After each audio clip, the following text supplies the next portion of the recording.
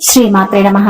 అందరికీ కూడా ఆ అమ్మవారి ఆశీస్సులు ఉండాలని మనస్ఫూర్తిగా తల్లిని వేడుకుంటూ ఈరోజు జ్యేష్ఠ మాసపు శుక్రవారం అమ్మవారికి ఎంతో ప్రీతికరమైనటువంటి ఈ రోజున పరమ పవిత్రమైనటువంటి ఈ కథను విని అమ్మ అనుగ్రహాన్ని పొందుదాం. శ్రీ అంటేనే సిరులు కురిపించేటువంటి మహాలక్ష్మీదేవి అని అర్థం. లక్ష్మి అంటే గుర్తు అని అర్థం. సర్వ ఐశ్వర్యాలను ఆ తల్లే కదా మరి సంకేతం. సర్వ విద్యలకు కూడా విద్యాలక్ష్మి రూపంలో ఆ తల్లే సంకేతం. సర్వ శుభాలకు సంకేతం ఆ జగన్మాత. సర్వ శక్తులకు ఆ తల్లి సంకేతం. జగన్మాత శ్రీ మహాలక్ష్మి తత్వాన్ని అర్థం చేసుకున్న వారికి సర్వ సంపదలు కలుగుతాయి, సర్వ ఐశ్వర్యాలు లభిస్తాయి, ఎలాంటి అనారోగ్యం తరిచేరదు, సర్వ కార్యాలయందు విజయం లభిస్తుంది. అంతటి మహోన్నత మూర్తి అయినటువంటి మహాలక్ష్మీదేవిని ఆ లక్ష్యం చేస్తే ఎన్నో కష్టాలు పాలవుతారు. ఆమెను నిర్లక్ష్యం చేసిన వారు ఎంతటి వారైనా సరే అష్ట కష్టాలు అనుభవించక తప్పదు. ప్రాణకోటిని తన సంతానంగా భావిస్తూ ఎల్లవేళలా కాపాడే ఆ అమృతమూర్తిని ఏమాత్రం అలక్ష్యం చేయకూడదు కదా. ఆమె పాలిట చిన్న అపచారం చేసినా అనేక కష్టాల పాలవుతారు. ఆ విధంగా కష్టాల పాలైన వారిలో ఇప్పుడు మనం చెప్పుకోబోయేటువంటి ఈ కథ ద్వారా ఎవరి కష్టాలు పాలయ్యారు, అలాగే అమ్మ అనుగ్రహాన్ని మరలా తిరిగి ఎలా పొందాలో తెలుసుకుందాం. పూర్వకాలంలో కృష్ణాపురం అనే గ్రామంలో రామయ్య అలాగే సుశీల అనే దంపతులు ఉండేవారు. రామయ్యది వ్యవసాయ కుటుంబం. 2 కొడుకులు 2 కుమార్తెలు ఉన్న కొద్దిపాటి పొలాన్ని సాగు చేసుకుంటూ దానిపై వచ్చే ఆదాయంతో ఆ కుటుంబం జీవిస్తూ ఉన్నారు.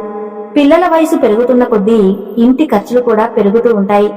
మగపిల్లలిద్దరూ పాఠశాలలకు వెళ్లేవారు. ఆడపిల్లలు చిన్నవారు. ఆదాయం పెరగకపోవటంతో ఇల్లు గడవడం కష్టంగా ఉండేది.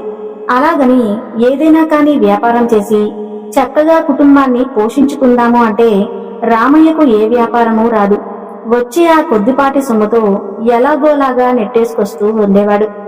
ఇక సుశీల ప్రతినిత్యము కూడా క్రమం తప్పకుండా మహాలక్ష్మీదేవిని పూజిస్తూ తల్లి అష్టోత్తరాన్ని పఠిస్తూ ఉండేది. అలాగే రామయ్య కూడా వీలున్నప్పుడల్లా ఆ ఊరిలో ఉన్నటువంటి లక్ష్మీనారాయణుల యొక్క ఆలయానికి వెళ్లి స్వామి అమ్మవార్లను దర్శించి వచ్చేవాడు. అలా రోజులు గడుస్తూ ఉండగా ఒకనాడు వారింటికి ఒక దూరపు బంధువు వస్తాడు. అతను వీరింట ఒక రోజల్లా ఉండి తిరిగి వెళ్తూ రామయ్యతో ఇలా అంటాడు. రామయ్య, నిన్ను చూస్తూ ఉంటే నాకు చాలా బాధగా ఉంది.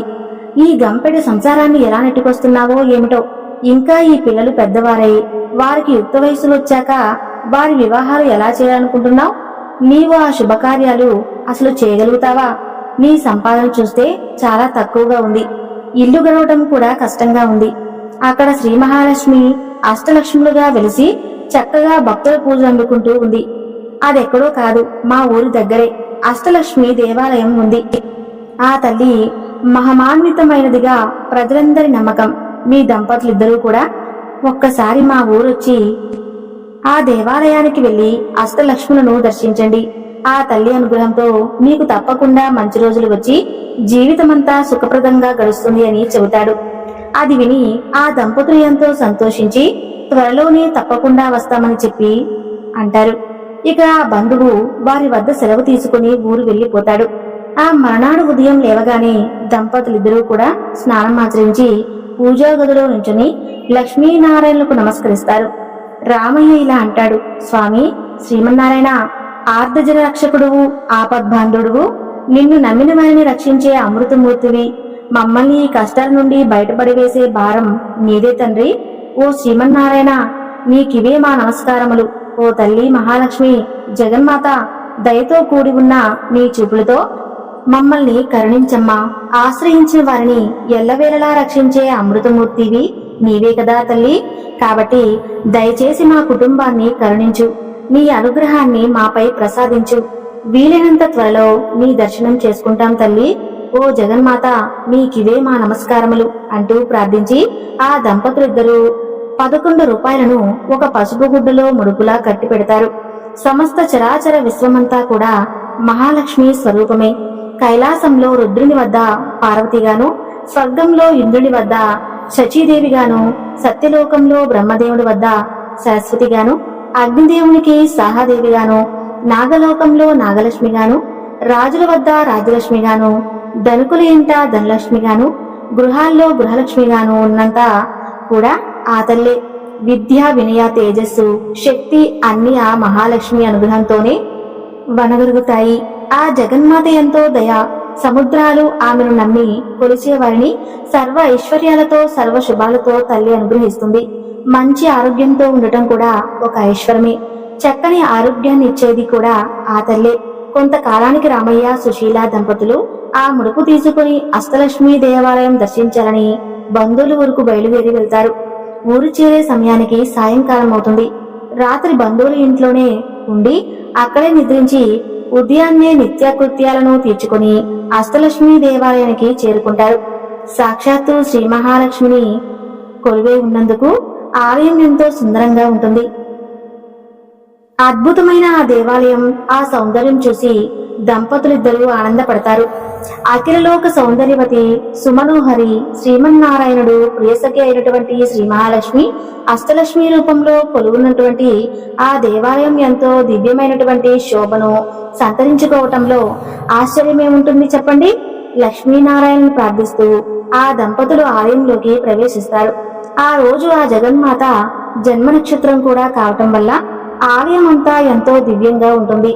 ఆలయ స్తంభాలకు అద్భుతమైనటువంటి పుష్పాలతో చక్కగా అలంకరింపబడి ఉంటాయి.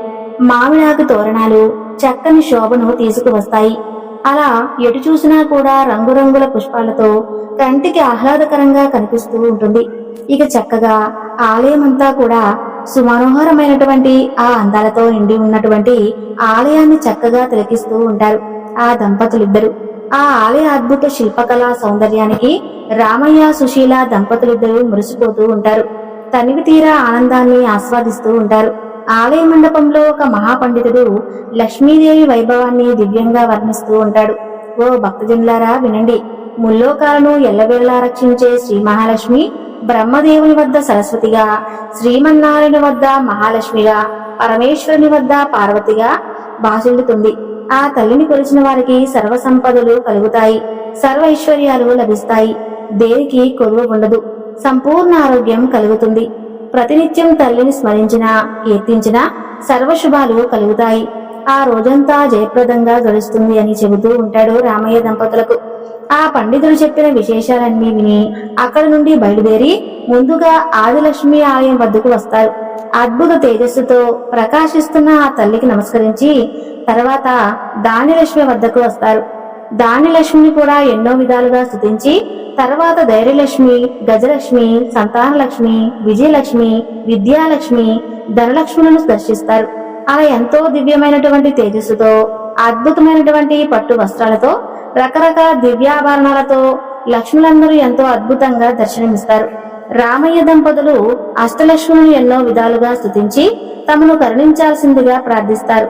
ఆలయం నుండి వెలుపలకు వచ్చే ముందు రామయ్య ఒకసారి కళ్ళు మూసుకుని మహాలక్ష్మిని ప్రార్థిస్తూ మనసులో ఇలా అనుకుంటాడు. జగన్మాత మహాలక్ష్మి, నీవు నన్ను కరుణించి అంతులేని ఐశ్వర్యాన్ని కనుక నాకు అనుగ్రహిస్తే తల్లి తప్పకుండా నీ యొక్క అష్టలక్ష్మి స్వరూపాలతో పూర్తమైనటువంటి ఆలయాన్ని నిర్మిస్తాను అని అనుకుంటాడు. తర్వాత దంపతులిద్దరూ తిరిగి తమ ఊరు చేరుకుంటారు. మహాలక్ష్మి తల్లి అనుగ్రహం వలన రామయ్య కుటుంబం మంచి అభివృద్ధిని సాధిస్తుంది. కుమారులిద్దరికీ మంచి చదువులు కలిగి ఉన్నత ఉద్యోగాలు లభిస్తాయి. కుమార్తెలకు మంచి వరుడితో వివాహాలు జరుగుతాయి. స్నేహితులు కొంతమంది సహాయం చేయగా రామయ్య 23 వ్యాపారాలు ప్రారంభిస్తాడు. మహాలక్ష్మి తల్లి అనుగ్రహం వల్ల ఆ వ్యాపారాలన్నీ చక్కగా అభివృద్ధి చెందుతాయి. ఎన్నో లాభాలు వస్తాయి. చుట్టుపక్కల గ్రామాల్లో రామయ్య అంతటి ధనవంతుడి కలిడని చెప్పి ప్రజలందరూ చెప్పుకుంటూ ఉండేవారు. అంత సంపద రావటంతో తాను ఆ రోజున అష్టలక్ష్మీ దేవాలయం కట్టిస్తానని తల్లికిచ్చిన మాట మర్చిపోతాడు. ధన సంపాదనలో పడి భగవంతుణ్ణి స్మరించడం కూడా మర్చిపోతాడు. తమకిచ్చిన మాట తప్పినందుకు అష్టలక్ష్మిలకు ఆగ్రహం కలుగుతుంది. ఎంతో వెలిగిపోతున్న ఆ కుటుంబంలో ఎన్నో సమస్యలు రావటం మొదలవుతాయి. ఆదిలక్ష్మి అనుగ్రహం కోల్పోవడంతో రామయ్యకు వ్యాపారం మీద పట్టు సడలవుతుంది. తన సరుకు అమ్ముకుపోవటం కష్టంగా ఉంటుంది. తాను ఎంత నాణ్యమైనటువంటి సరుకు విక్రయించినా కొనేవారు లేక వ్యాపారం నష్టం రావటం మొదలవుతుంది. ఇక వ్యాపారాలన్నీ అలా ఉండగా దానిలక్ష్మి అనుగ్రహం కోల్పోవడంతో పంట కూడా సరిగ్గా రాలేదు. అకాల వర్షాలు వచ్చి అంతా నీటిలో కొట్టుకుపోతుంది. అటు వ్యాపారం సరిగా లేక ఇటు పంట కూడా చేతికి రాక రామయ్య నానా కష్టాలు పడుతూ ఉంటాడు. అయితే అదిలా ఉండగా ధైర్యలక్ష్మి కూడా ఆగ్రహించడం వలన తనలో ఇన్ని రోజుల నుండి ఉన్న ధైర్యం కూడా పోతుంది. వ్యాపారం దెబ్బతిన్నటువంటి, పంట కోల్పోయినటువంటి మరలా వచ్చే సంవత్సరం పుంజుకోవచ్చులే అనుకుంటాడు. కాని ఎప్పుడైతే ధైర్యలక్ష్మి కూడా అనుగ్రహించిందో రామయ్య ధైర్యం మొత్తం కోల్పోతాడు. ఏ పని చేయలేకపోతాడు. ఏదో తెలియనటువంటి నీరసం రామయ్యను ఆవహిస్తుంది. అలా కొన్ని రోజులకు గజలక్ష్మికి కూడా రామయ్యపై ఆగ్రహం కలుగుతుంది. అక్కడితో రామయ్య పూర్తిగా అప్పుల పాలవుతాడు. తాను ఉన్న ఇంటిని కూడా తాకట్టు పెట్టవలసిన పరిస్థితి వస్తుంది. ఆ విధంగా అష్టలక్ష్మి అయినటువంటి ఆదిలక్ష్మి, ధనలక్ష్మి, ధైర్యలక్ష్మి, గజలక్ష్మి, సంతానలక్ష్మి, విజయలక్ష్మి, విద్యాలక్ష్మి, ధాన్యలక్ష్ముల ఆగ్రహానికి గురైనటువంటి రామయ్య అనేక కష్టాలు పడతాడు. చివరికి ఒకనాడు ఇల్లు కూడా అప్పుల వారి వరమై ఒక అద్దె ఇంట్లో నివసిస్తారు. ఎంతో వైభవంగా బ్రతికిన ఆ ఊరిలో తాను ఎందుకు పనికిరాని బికారి వాడి వలె బ్రతకవలసి వచ్చిందని చింతిస్తాడు. అదంతా తన పూర్వజన్మ కర్మఫలం అనుకుంటాడు. అంతే తప్ప తాను అష్టలక్ష్ములకు ఇచ్చిన మాట నిలబెట్టుకోలేనందువల్లే ఇదంతా జరిగిందని మాత్రం తెలుసుకోలేకపోతాడు. అలా కాలం గడుస్తుండగా ఒకనాడు ఆ ఊరికి ఒక సాధువు వస్తాడు. అతను ఎంతో మహిమ కలవాడని, ఎవరి జాతకమైన ఎంతో నిక్కచ్చిగా చెప్పగలడని ఊరంతా చెప్పుకుంటూ ఉండేవారు. ఆ మాట విన్న రామయ్య దంపతులు ఒకనాడు ఆ సాధువు వద్దకు వెళ్లి తమ పరిస్థితి గురించి విన్నపించుకుంటారు.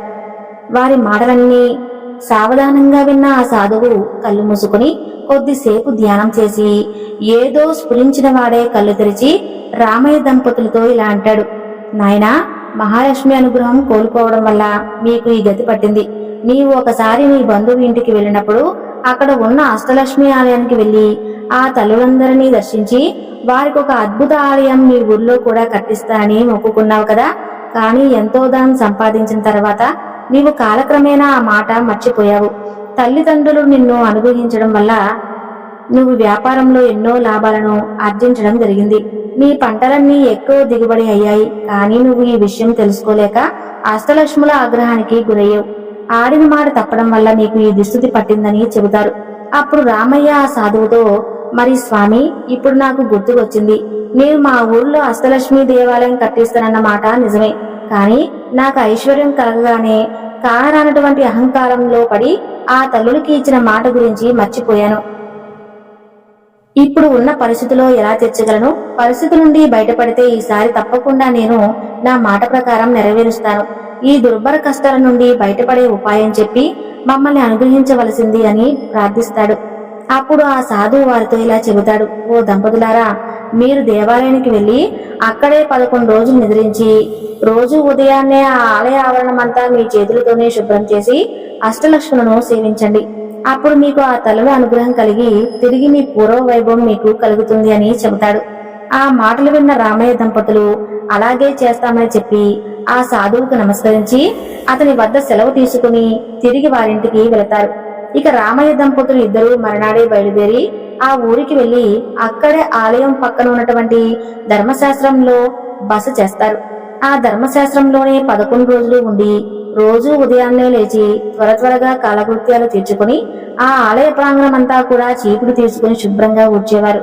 తర్వాత నీళ్లు చల్లి సుశీల మంచి ముగ్గులు పెట్టేది. ఆ విధంగా ఆ అష్టలక్ష్ములు 11 రోజులు సేవించిన తర్వాత తిరిగి అమ్మవారి అనుగ్రహాన్ని పొందుతారు. అటు తర్వాత తిరిగి వారి ఊరికి వస్తారు. ఆ మరునాడే ఎప్పుడో దేశాంతరాలు వెళ్ళినటువంటి ఒక పాత స్నేహితుడు రామయ్యను కలిసి దీనమైనటువంటి పరిస్థితిని తెలుసుకుని ఎంతో బాధపడి తిరిగి ఏదైనా కానీ వ్యాపారం ప్రారంభించవలసిందిగా కొంత సొమ్మును రామయ్యకు ఇస్తాడు. అదంతా కూడా మహాలక్ష్మీదేవి అనుగ్రహమే తప్ప మరొకటి కాదని చెప్పి ఆ దంపతులు భావిస్తారు. ఆ విధంగా ఆ జగన్మాత అనుగ్రహంతో కొద్ది రోజుల్లో వ్యాపారం ఎంతో అభివృద్ధి చెందుతుంది. ఆ లాభాలతో మరొక వ్యాపారాన్ని ప్రారంభించి దానిలోని ఎన్నో లాభాలను గడిస్తాడు. రామయ్య ఆ విధంగా వచ్చినటువంటి సొమ్ముతో తిరుగు సొంతిల్లు కట్టుకుంటాడు. 2 ఎకరాల పొలం కూడా కొంటాడు. అష్టలక్ష్ముల అనుగ్రహంతో ఆ సంవత్సరం పంటలు కూడా బాగా పండి ఎంతో ఆదాయం వస్తుంది. 2 సంవత్సరాల్లో పోగొట్టుకున్న దానికంటే ఎక్కువ సంపాదిస్తాడు. ఇక ఏమాత్రం ఆలస్యం చేయకూడదని చెప్పి భావించి పండితులను పిలిచి అష్టలక్ష్మి ఆలయం శంకుస్థాపనకై శుభముహూర్తం నిశ్చయిస్తాడు. ఆ తల్లి అనుగ్రహంతో ఆలయం అతి కొద్ది కాలంలోనే ఎంతో అద్భుతంగా నిర్మితమవుతుంది. ఆ విధంగా చుట్టుపక్కల ఉన్నటువంటి ఊర్లలో అంతటి దివ్యమైనటువంటి ఆలయం ఇక ఎక్కడా కూడా లేదని చెప్పి గొప్ప పేరు వచ్చింది. రోజు ఎందరో భక్తులు కూడా అక్కడికి వచ్చి ఆ అష్టలక్ష్ములను దర్శించి ఆనందంగా తిరిగి వెళ్లేవారు. రామయ్య దంపతులు బ్రతికున్నంత కాలం సుఖంగా జీవించి చివరికి ముక్తిని పొందారు. మహాలక్ష్మీదేవి నమ్ముకొల్చే వారికి అలాంటి కష్టాలు దరిచేరవు, సర్వ సౌభాగ్యాలు కలుగుతాయి. చూశారు కదండి, ఈ కథ మీకు నచ్చితే తప్పకుండా వీడియోని లైక్ చేసి మన ఛానల్ ను సబ్స్క్రైబ్ చేసుకోండి. సర్వే జన సుఖినో భవంతు.